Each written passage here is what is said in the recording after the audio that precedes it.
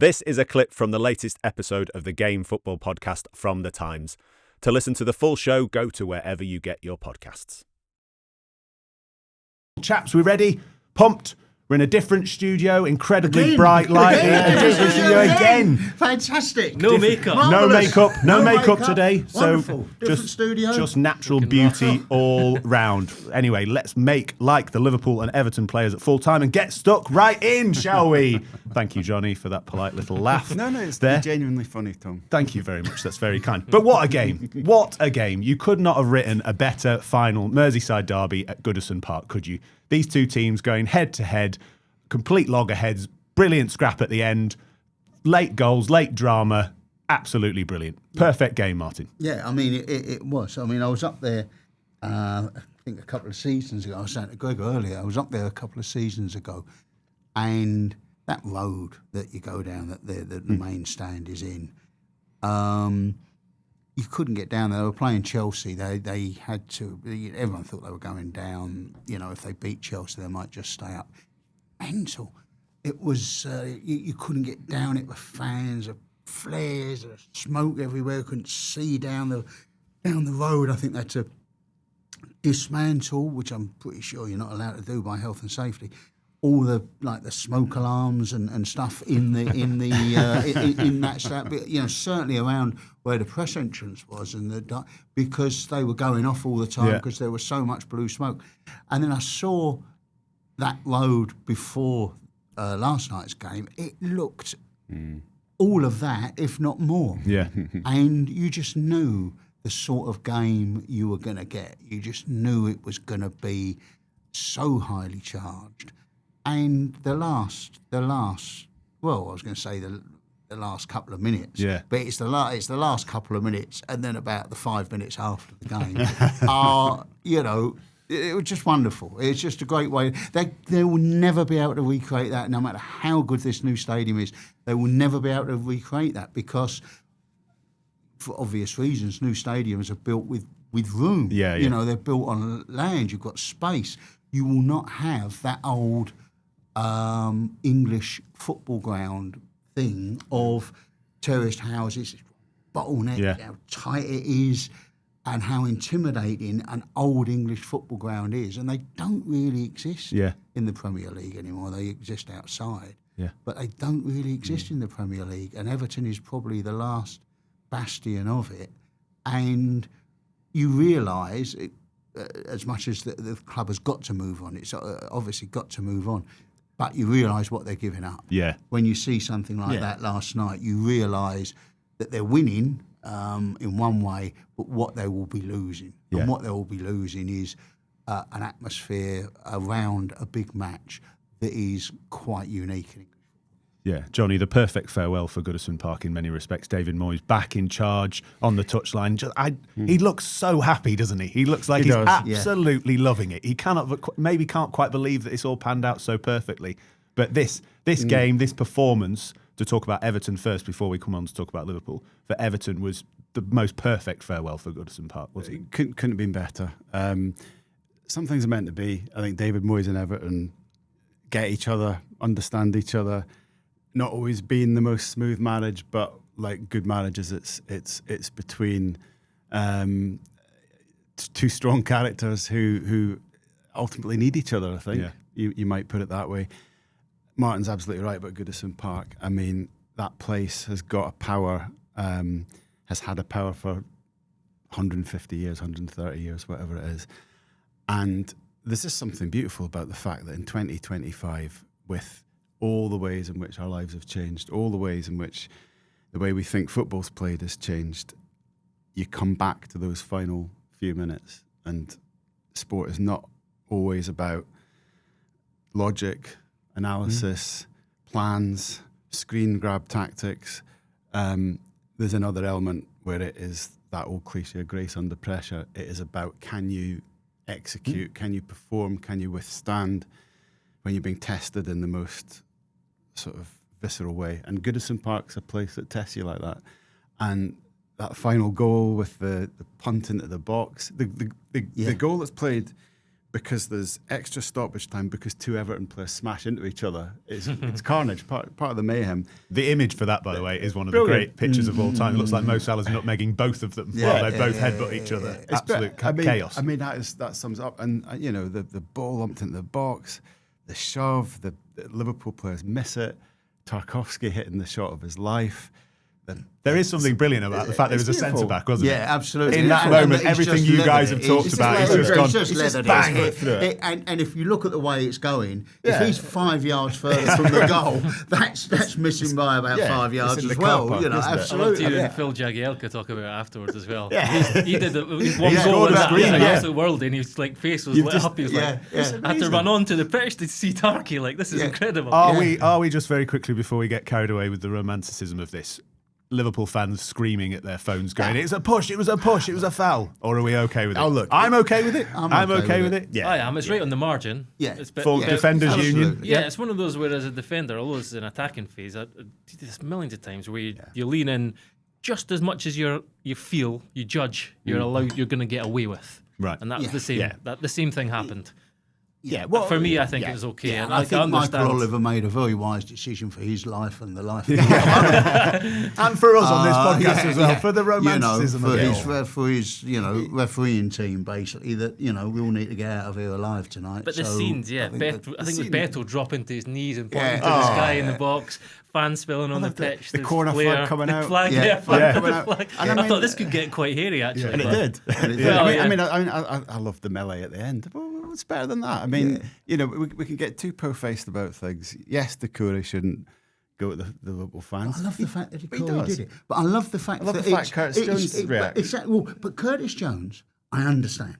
Curtis Jones is a Scouser and he's Liverpool through and through. What I love is that there's something about English football that gets people who have got no real long-term connection with it to get totally caught up in the moment and because Corey, how long has he been with Everton to go straight over to the Liverpool? Cut him and he bleeds blue, Martin. What are you on about? Do you know what I mean? Carlos Alcaraz has been there 5 minutes. He's in the middle of it. He's fighting with a steward. Absolutely. I mean, look, I lived on Merseyside for 12 years. I've got a big soft spot for both clubs, and my overwhelming emotion watching that was those people at Goodison Park.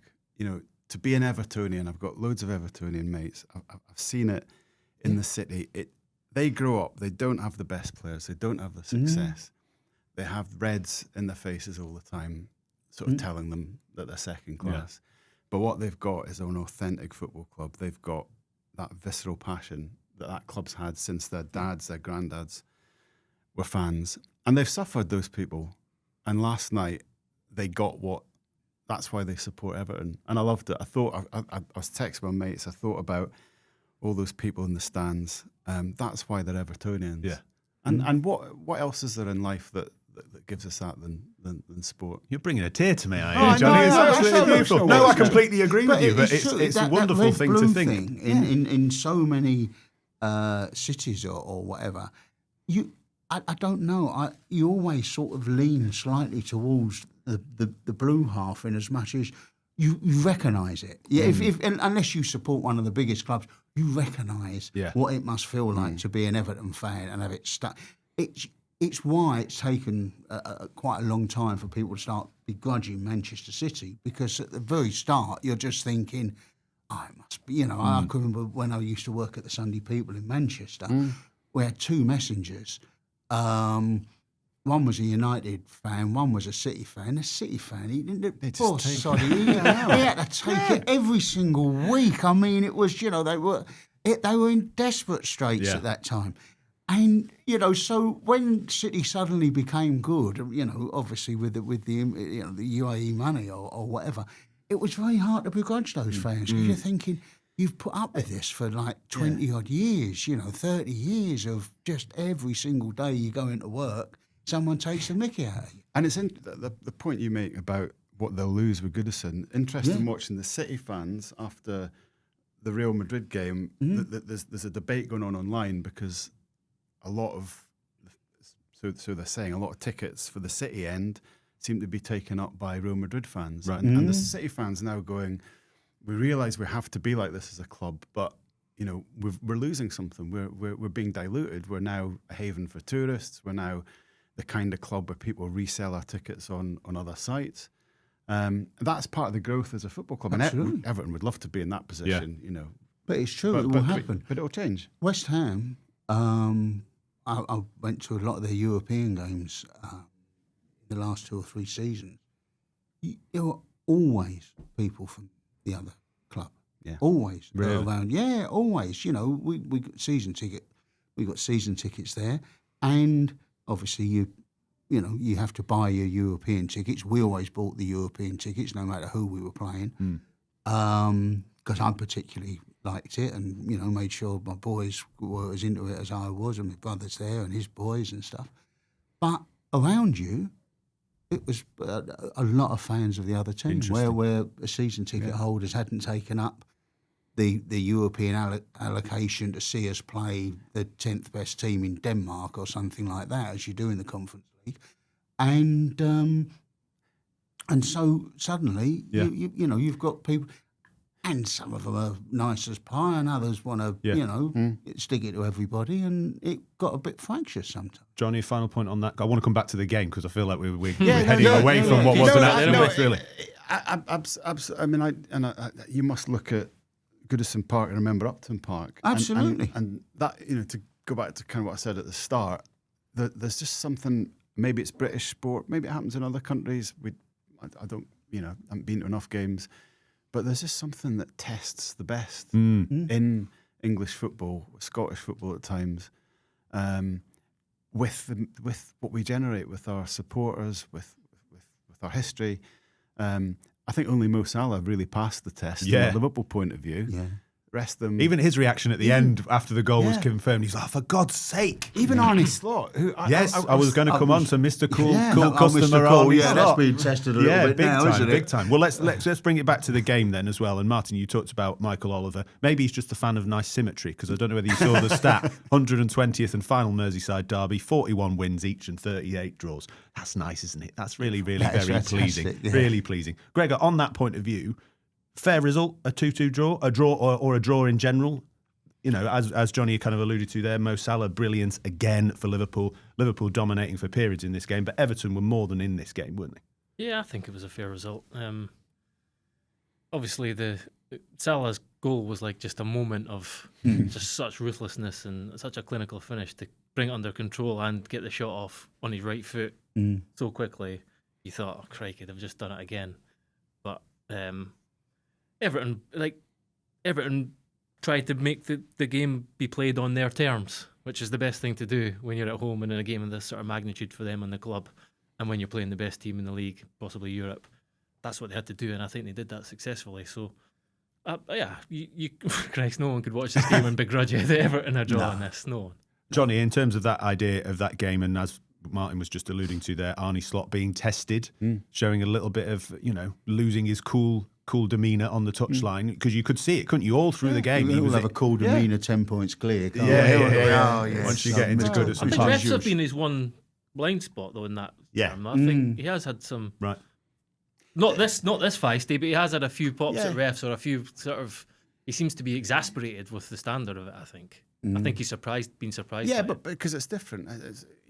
What's a foul elsewhere isn't a foul in England. And maybe you'd say the 3 domestic games where he's come unstuck, going to Plymouth for an FA Cup tie, underestimating it. Nottingham Forest, underestimating that kind of low block counter-attacking English style football, and Goodison Park. And I thought when they did the pre-match interviews and they said to both managers, sum up this fixture in a word, which is a ridiculous question to ask Slot because he's not played in one, and he sort of says, intensity, and then Moyes just goes, mental.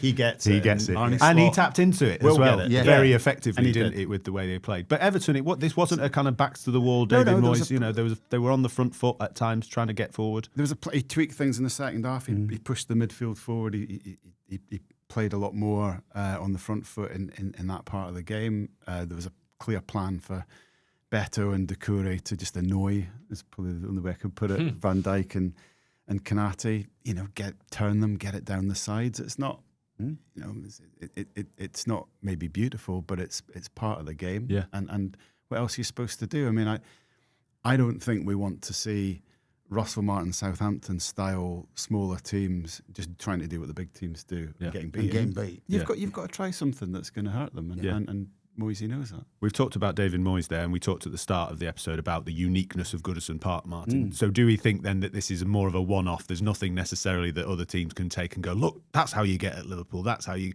just have to play them at Goodison Park every week. Well, yeah, I mean, there is that. But I thought, it's a funny thing. I've always thought that winning is a habit. It's not great, it's quite a cliche. But I genuinely believe in it.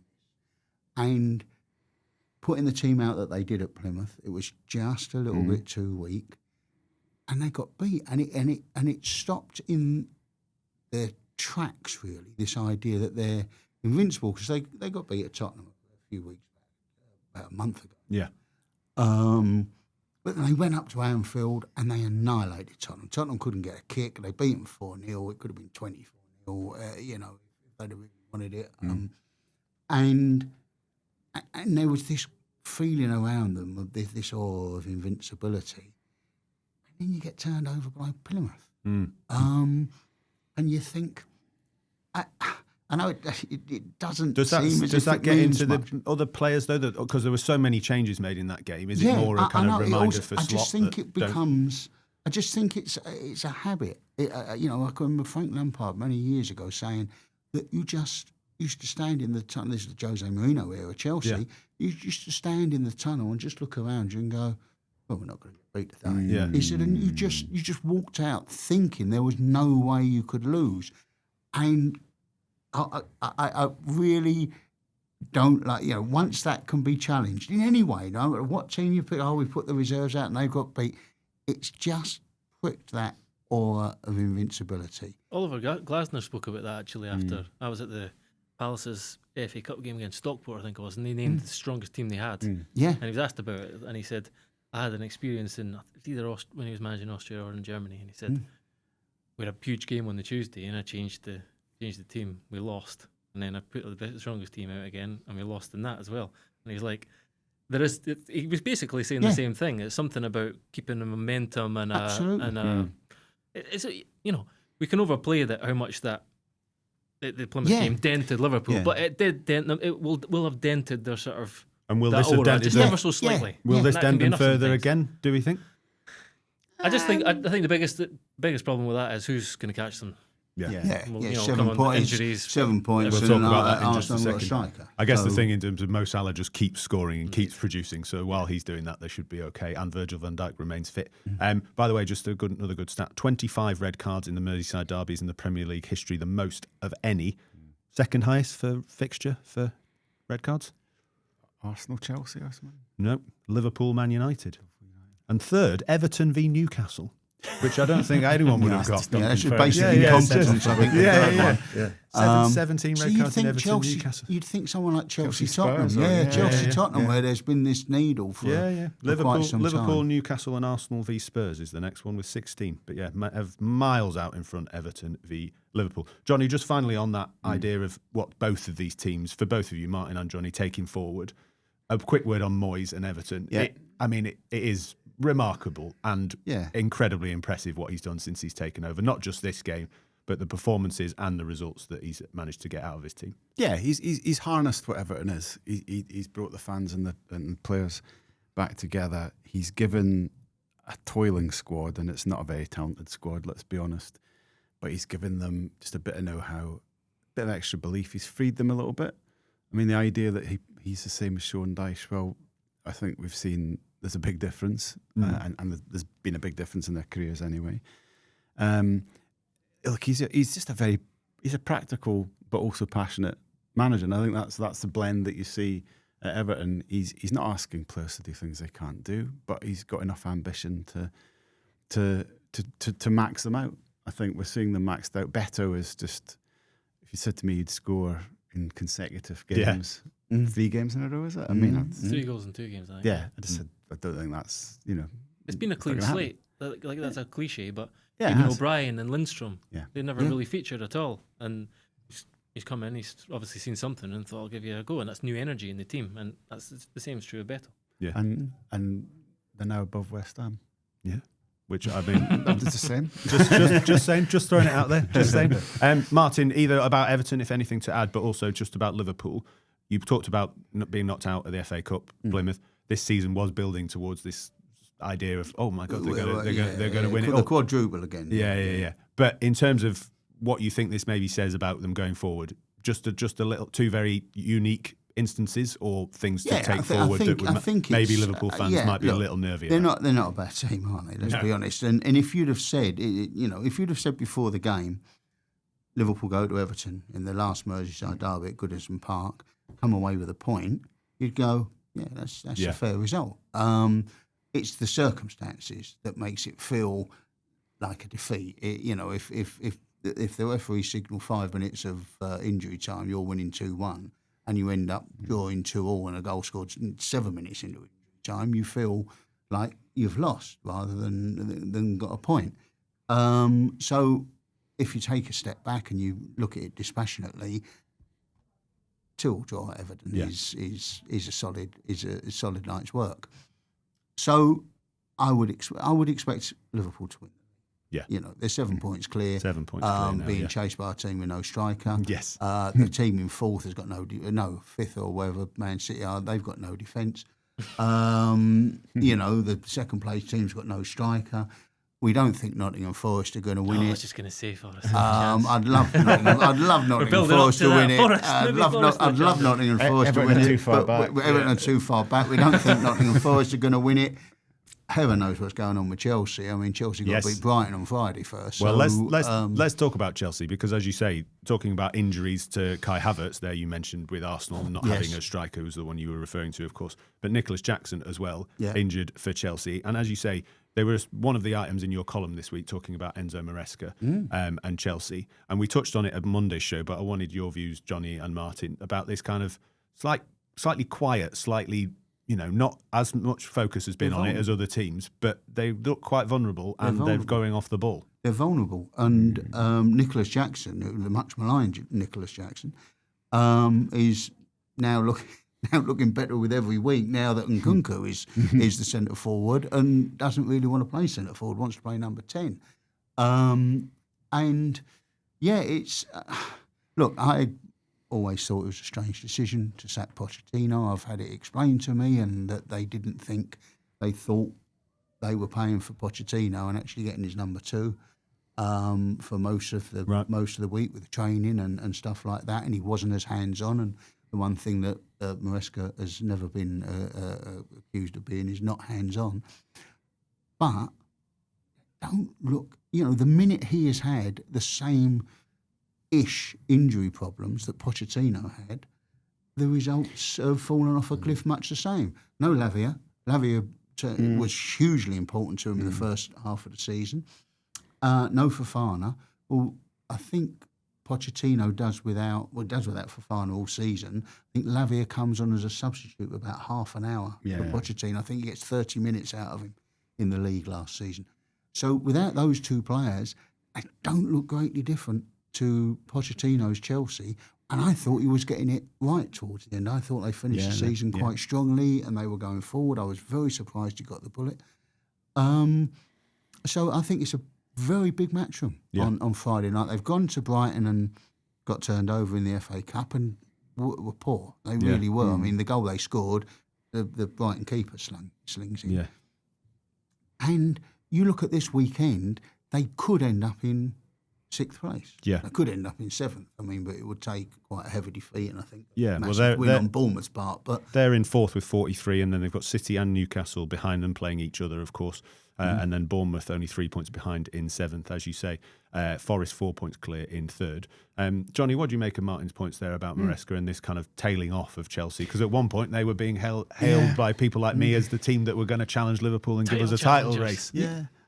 All right, yes, it's much harder when you're the host. You have to dish out all the themes. Hear that eye roll on my it's got to be the first eye roll that was so so was audible. expressive that it was actually audible. He's getting good at it as well. You'll notice the Gregor Robertson sigh whenever I ask him a question. He doesn't actually need to say anything else after he's just going, oh, for God's sake. Anyway, thanks for that, Gregor. Johnny. Yes. It's interesting watching Maresca because there is an echo for me of the Leicester season last year, where I think maybe Maresca's strength and his weakness is that he manages at the same volume, if that's the way to put it, all the time. He doesn't have any other setting, logical, calm, detailed, blah blah blah. But there was a point where Leicester went from being 17 points clear to suddenly being caught up by Leeds and Ipswich and being under real pressure. I remember them getting beaten at Elland Road, and it was a kind of thing you see this Chelsea team doing, sort of in control of the game and then getting passive and then not reacting to a change in tactics of the opposition, playing in a methodical way, getting turned over. Enzo coming out afterwards going, yeah, but we played possession of the ball and blah blah blah. And I think there's a bit of that with Chelsea that we're seeing. Season's got a lot of different stages. It was good when they were winning, but I don't think he's reacting particularly well to some players losing form. Palmer's probably a bit off form. The injury situations, other teams getting to know them. Yeah. We know. I mean, Chelsea, they telegraph how they're going to play. Is that also part of it as well? Because Yeah. obviously Cole Palmer for a while was absolutely scintillating, brilliant. Everyone sticks him in the fantasy football team, including me, and then all of a sudden he stops scoring. Yeah. And team is that too simplistic to say, or is that a part of it? I mean, look, depends how deep we want to get into this, but I mean, I kind of wrote about this last weekend in reference to Guardiola's football, but it's not just Guardiola. Yeah. Enzo Maresca, like Arteta, like Guardiola, to a certain extent Slot, but certainly those three play juega de positional play, which is a very formulaic and incredibly successful way of playing.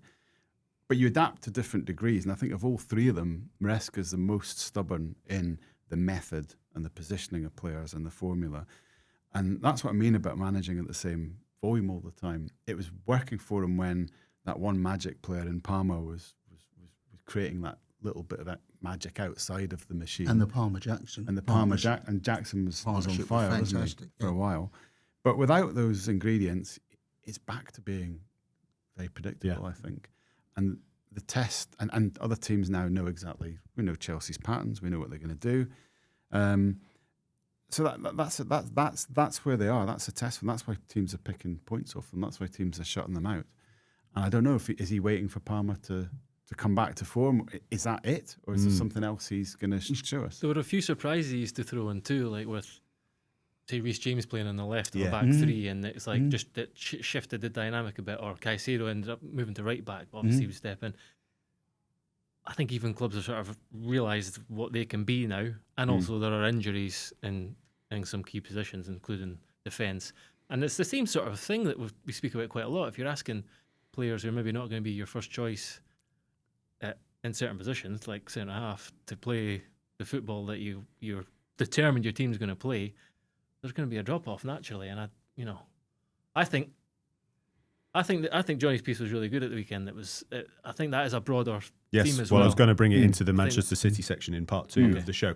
So we'll bring it back then. I just want a quick word on Arsenal and Kai Havertz in a strange scenario of where a much maligned and much criticised player is now out, Suddenly and it's a big, huge blow to Arsenal's chances. But no, it's a serious point, isn't it? We're looking at transfer window being closed. They didn't sign a striker. Talking about Leandro Trossard as false nines and things like that, because Arsenal have been in pretty good form. As much as Liverpool have been brilliant, Arsenal have been in good form. They're in the Champions League. They're going well in that competition. But this is actually a huge blow for them, Johnny. It is a huge blow because Chelsea have got, at least they've got Nkunku, and they've got Gui, I suppose, who's young, but he can play there. Arsenal don't really have. Got Sterling and Trossard, Yeah, it's false nines, isn't it? It's false nines, isn't it? Yeah. One year.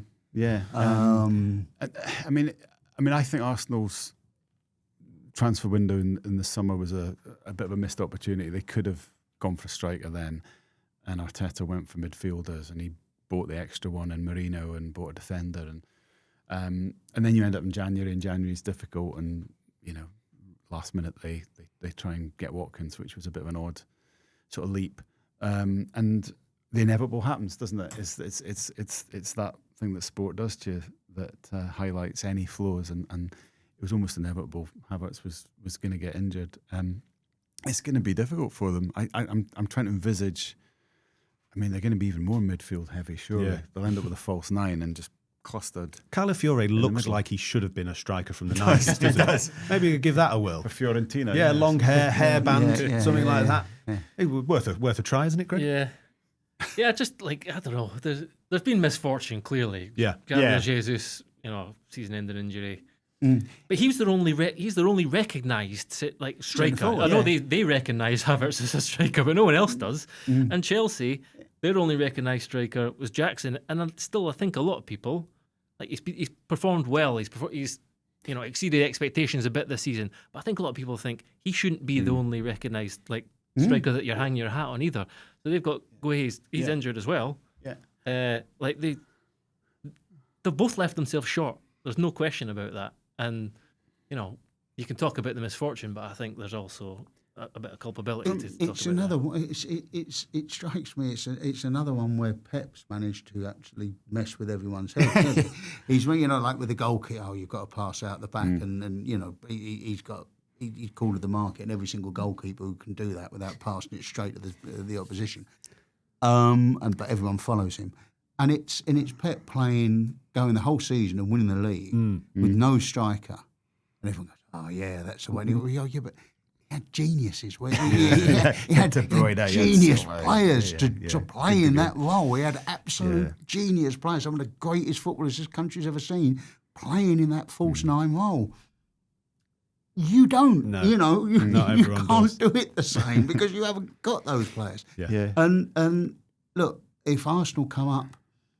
Who knows? If Arsenal come up a few points short of Liverpool again this season, you'd look at that and go, well, that is a missed opportunity because that could have been resolved, if they'd had a goal scorer in just half a dozen matches. In the end, the league title, even league titles that are won by distance sometimes, really come down to 4 or 5 matches. You look at Arsenal's results against Fulham last season. That's where the league gets lost. Fulham and West Ham, wasn't it? Fulham and West Ham. That's just, and you just think there'll be a few of those games this season where you think they'd have had a centre forward. They'd have had someone that could just decide this match for them. I was just going to say to you, Greg, I was just a bit surprised that kind of injury on a training camp as well. What do you think? Like tearing a hamstring on a warm weather training? It's clearly a significant one. Is that wear and tear? Is it are we into the too many games debate? There's the side. I don't know. Is that trying to give them a pre-season or something? I mean, we're speculating now, but it's just an odd. Yeah, to do. Look, the thing is, even if you're done on a summer camp, you're still going to do explosive stuff in training, and it can be bad luck. Both of the teams are being unlucky to an extent, but I think we're talking about players who shouldn't be their centre forwards anyway. Testing times for Arsenal and Chelsea, and there's some testing times for Manchester City too.